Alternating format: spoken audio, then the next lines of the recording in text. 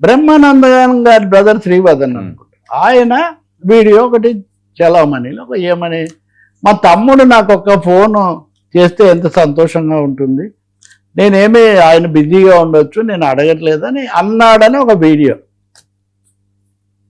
సరే, ఇప్పుడు రామునితో ఒక పీవరుండి ఇట్లని అని మనకు గతంలో ఉదాహరణ ఇచ్చేవాళ్ళు. ఇప్పుడు తెలుగు అంత చదవడం లేదు. రామునితో కపీవరుండి ఇట్లనియే, రామునితో ఒక పీవరుండి ఇట్లనియే అని చెప్పేవాళ్ళు.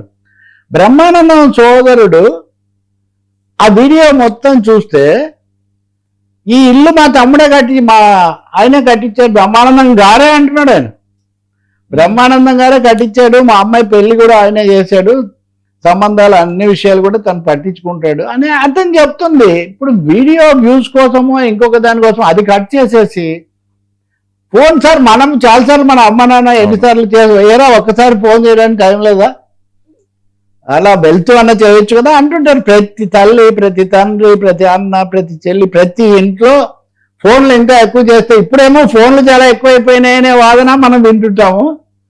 రెండో వైపు అసలు ఫోన్ చేయడానికే నీకు టైం, ఇవన్నీ కుటుంబం ఇందాక మనం మాట్లాడుకున్నట్టు ఫ్యామిలీ రిలేషన్స్, సెంటిమెంట్స్కి సంబంధించినవి.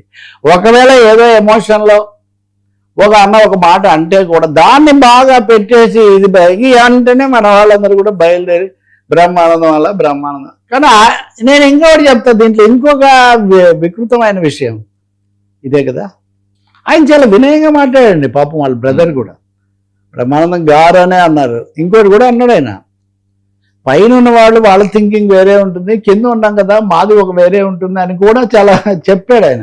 సో నేను చెప్తుంది దీని మీద, బ్రహ్మానందం గారు రాజేంద్ర ప్రసాద్తో వివాదం జరిగినప్పుడు చేసిన వీడియో తెచ్చి లింక్ పెట్టి మళ్ళీ వ్యూస్ కోసం ఇన్ని తప్పులు అండి. ఎందుకంటే సోషల్ మీడియాలో ఇన్ని రకాలు, అసెంబ్లీకి జగన్మోహన్ రెడ్డి రాడు, చంద్రబాబు నిలదీసిన జగన్మోహన్ రెడ్డి అది ఇది అని ఒక వీడియో పెట్టడం, లేకపోతే ఈయనెవరు బాబు ఎదురవగానే రోజా ఏం చేశారో చూశారు, అక్కడ బాబు ఉండడు రోజా ఉండదు. ఎందుకు సార్ ప్రేక్షకులు పాపం వాళ్ళ విలువైన సమయాన్ని పెట్టి ఎందుకు ఇటువంటివి చేస్తున్నారు?